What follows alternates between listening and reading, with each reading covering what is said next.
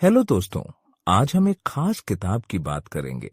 एक ऐसी किताब जो मनुष्य के भीतर चल रहे अनगिनत सवालों के जवाब देती है।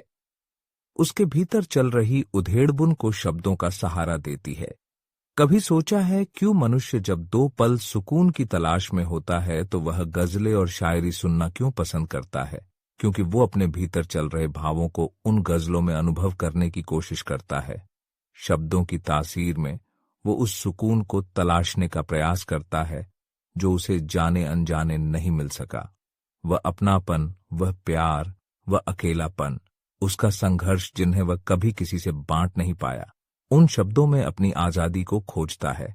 ये एक वही किताब है जिसका नाम है अल्फाज बाय एहसास और इसे लिखा है दीक्षित अबरोल ने। जिंदगी में प्यार कैसे करना है, इसकी कोई शिक्षा नहीं मिलती। कोई बिजनेस हमें हमारी हर समस्या का समाधान नहीं देता। जब उसी प्यार को पाने में हम असमर्थ हो जाते हैं, इस चीज से उभरना कैसे है, इसका उपाय भी शायद ही कोई बतला पाए।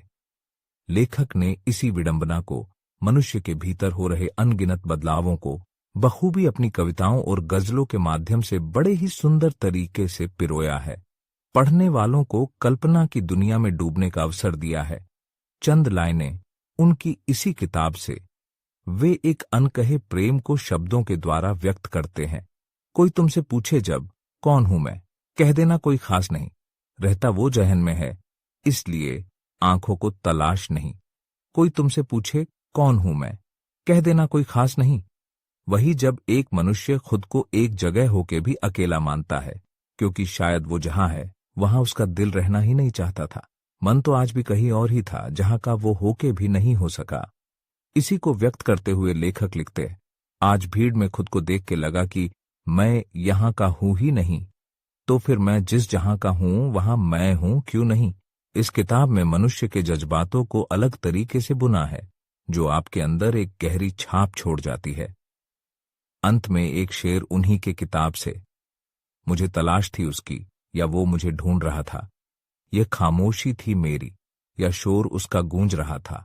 कुछ तो लिख रही थी जिंदगी स्टेशन पे जिस पे रुक मैं किसी खोए हुए को ढूंढ रहा था। अल्फाज बाय एहसास शायरी अव गजल का संकलन है जो मनुष्य के मन की भावनाओं को शब्दों के द्वारा बड़े ही सुंदर तरीके से व्यक्त करती है। जिंदगी का हर एक पहलू और आस पास होने वाली चीजों को देखने, समझने और उसे लफ्जों में बयां करने का हुनर इस किताब ने बखूबी निभाया है।